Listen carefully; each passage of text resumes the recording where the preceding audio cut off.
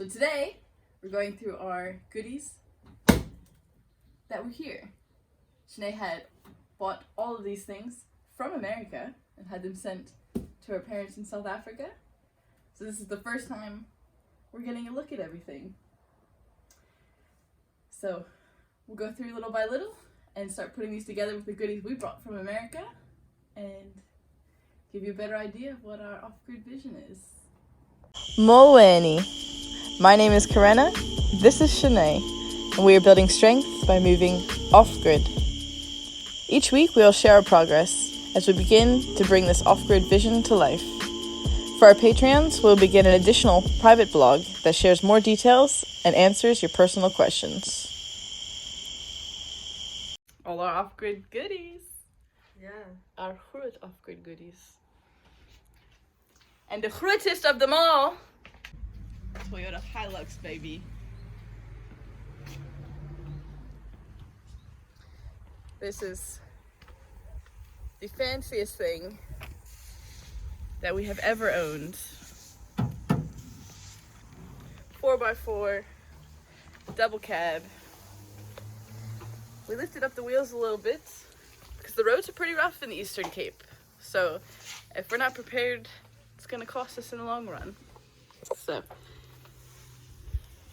exposed it.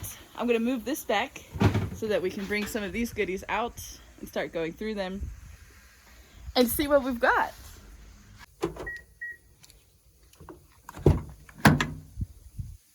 Beautiful. Well, you can always tell when Shanae was the last one in the car. Whew.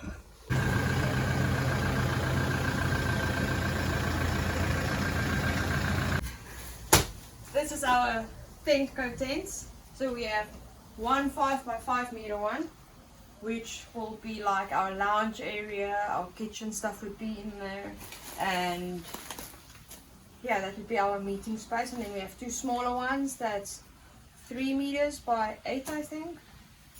So those are the ones that we will live in. So they have like a small back section that's actually made for a bathroom, but we will convert that like into, it's almost like a walk-in closet type of thing. And then it's like the room section, and in the front has like a veranda. And we also bought the sides to close the veranda up, so it's almost like an extra room. So for the first bit that we're going to live there, we're not going to put the 5x5 meter one up. We're only going to put the two smaller ones up and then utilize the enclosed veranda parts as our kitchen. Because we'll be building a 10x10 meter deck for the first round. So the two small ones would be able to fit on there until we build the other decks, and then we'll put the bigger one on. Nice. We also bought the ground sheets and everything, so we'll be camping on the ground for the first time, obviously, until we have the decks built. And then we'll move them onto the decks, and then at a later stage we'll put up a proper roof. But for the time being, we'll just put like shade netting over at least for some shade. So let's open up this bed.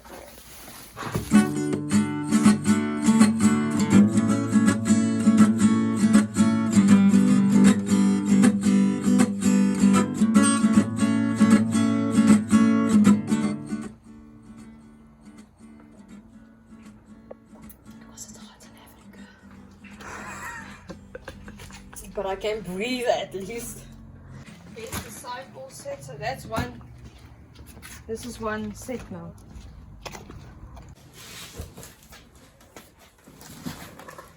Now that we got our tents out, it's time to talk about our power. These are the batteries that we shipped from America. $450 a box. 2 batteries each. Only took 3 attempts. 5. 5. Yeah. We thought number 3 was for me. Okay, yeah. This is the light. So the final issue we had with shipping these was that you can't ship a battery without the tools that you're going to use it with. Otherwise, they think you're going to sell it or whatever. So each box has 2 batteries, which is the limit you're allowed to send per box. And then the guy at UPS was very nice and recommended us to buy the cheapest tool we could find to put in the box, which is taped up very nice, but it's just a light.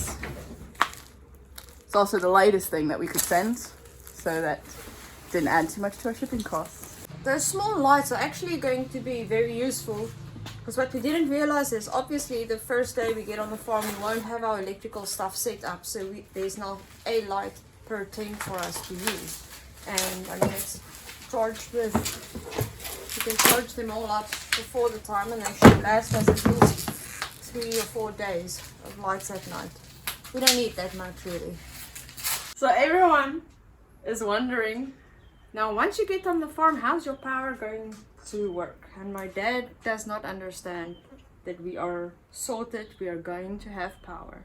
We bought from Flexo Power the Enduro something. It is a 2000 watt solar generator. You can power your power tools off it. It will keep your fridges, a fridge, a TV, a washing machine, and a few essential things going for 20 hours. So this is what we're going to charge up before we leave, and then we're just going to plug in when we get there.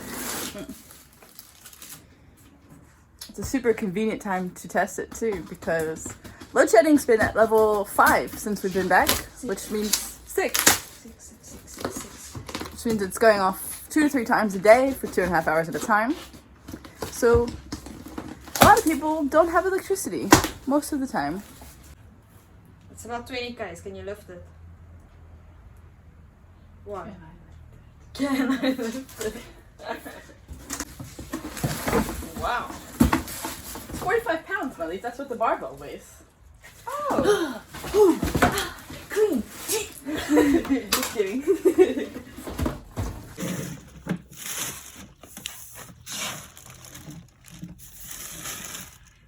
Well, I have no idea how this thing works. We'll YouTube it. It says here. So see, the idea is you can, it goes like, That's nice. we will not be putting up our permanent solar system immediately, because we need to see what the land looks like and where we're going to put it, because once you put that up, it's there permanently. So with this Enduro Enduro? No, it's something with a Z. I can never remember it anyway. You get the panels that you plug in to charge it up. I think it charges up in about, if the battery is empty, it's like 2 hours and it's charged up. So we got panels for that as well.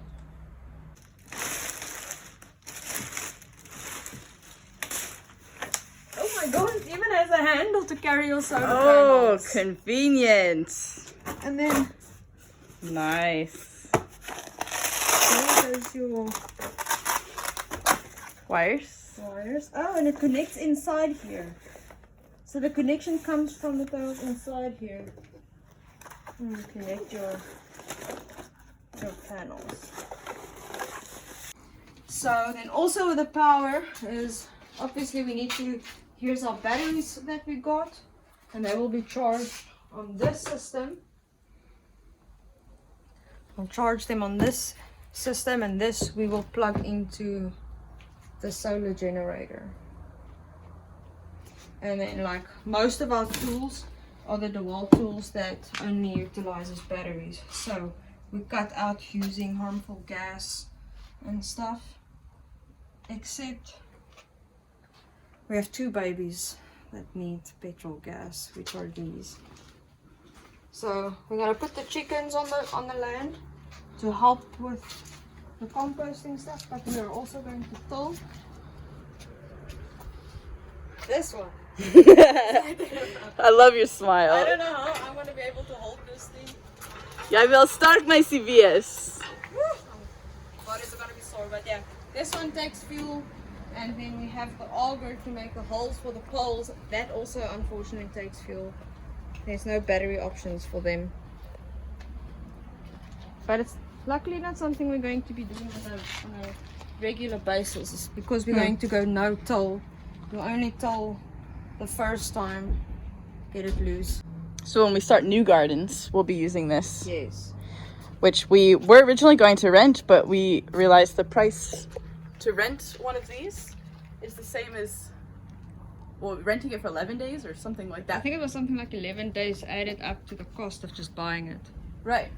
So obviously we're going to be making our 10 by 10 meter garden, which would be the first garden, the Enough Garden, which squares are available if you would like to sponsor. $44 per square is what it costs to get the tools, the seeds, the compost, everything that we're building up. And that will also give you a certificate, a monthly update on your square. So every month on the 26th, we'll send an update on what's happening. The first will be on my brother's birthday, February 26th. We will break ground.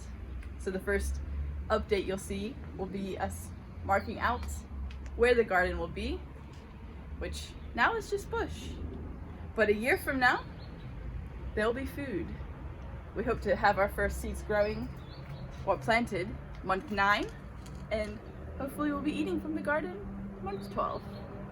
So if you would like to support this project and help us to grow this into the nonprofit so that we can begin our sports programs again, it's $44, and you are part of the Enough Garden.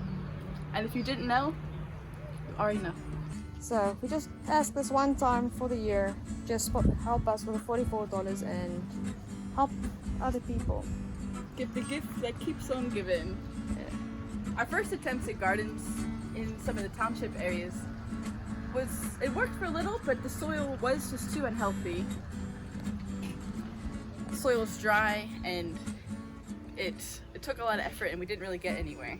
So we've learned a lot now, and composting will be a big part of this project, which requires resources. Yeah, we also have to lay irrigation lines. It's not like in America where you guys have a lot of rainfall. We have to pump everything from our borehole. Pump it! We have to lay all the irrigation, buy all of that equipment to get it going. We need to plant wooden poles and shade netting so that we can protect it from the harsh sun. So a lot of personal resources has already gone into this project. And we all know the only way to make things happen and actually work and sustainable is if we all contribute and Together. help. Yeah. Yeah, we got it started. Now we need some help. This is all heirloom seeds from Living Seeds South Africa. There's over 100 varieties in here.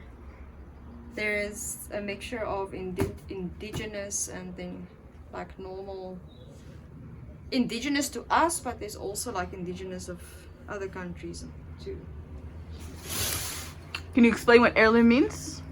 Oh, so heirloom are the seeds that are not genetically modified in any way, and they have been saved from generation to generation. So the seeds that you would buy in the normal shop would give you one harvest, and maybe if you save their seeds and you plant it again, maybe you will get some again, but you won't get the same quality, the same nutrition and stuff, because it's made in such a way so that it makes the consumer comes back every year to purchase seeds. These ones you get the same harvest, the same quality when you save the seeds. And that's how we plan to expand gardens. So we'll be building up our own seed bank over time. Yeah. Because food insecurity is a thing. At some point, everyone's going to want seeds. We need to start building up our seed banks, because that's the way, like, how we're going to be building new gardens for people Sustainably. Yeah, so we'll be sharing our seeds that we'll be saving. Obviously, we don't need it all for ourselves. We don't hoard everything for ourselves. We share. So by supporting the Enough Garden, we're supporting every future garden to come in South Africa. These boxes is what you can plant in. You can just put it in the ground as is. You start your seedlings in. That becomes a cost, having to buy that every time. So I did buy a few of them to try it out, but then I bought a machine, I'll show you now, where you compact the soil in and you press it and it forms soil blocks that you then put the seed in. What's nice about that is the roots won't expand beyond the block because the roots don't like the air, so the whole root system keeps that soil block together, and you just put the block in the soil. I'm excited about these because I know there's lots of colors. Tomato, Karamaka. So you will see here, come closer. You see the African sign there with the HL, that means this is an indigenous African heirloom seed. It shows there, that's when you plant it. August, September, October, November, December, Jan you can plant. I got Cinderella. I was like amazed by your pumpkins. I couldn't believe like they are real. The big orange ones that you do for Halloween. So I actually got Cinderella pumpkins. So we can make jack-o'-lanterns, pumpkin pie. Yeah, pumpkin pie.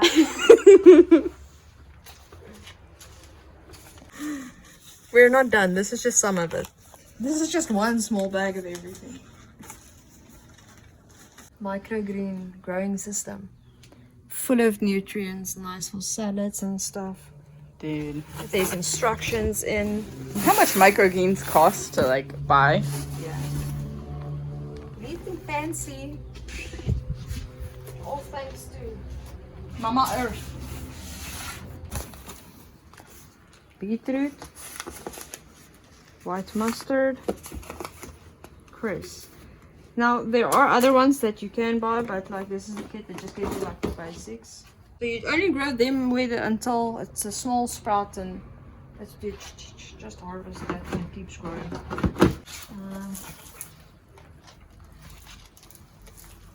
Why did this thing look so massive online and that's just this? Is that what you make the squares with? Yeah. But it'll do. So no, but it looked so big online. It looked like this big online, and I was like thinking when I was looking at it, like, how heavy is that thing gonna be, dude? And it's like this. Anyway, yeah, you push it down like that, and or you put your soil in, and then you squish it down in, and it comes out at the bottom. And see it, or it makes holes in it too for you. This is our soil test. Oh. This is the soil test bag Okay. that we need to fill, and then it says where you need to send it to and everything. Okay, so that is step one. Day one when we get on the land. So this thing's quite heavy. Well, I guess it has to be. Oh, I took the biggest size one they had. Of course you would. Yeah. Because I'm going to be the one carrying it around. Yeah. No, I just don't want to sit. I'd rather have a too big hole than a too small hole.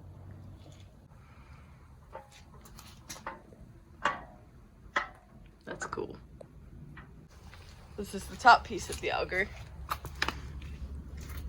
which connects to that, so we can dig some holes for our poles.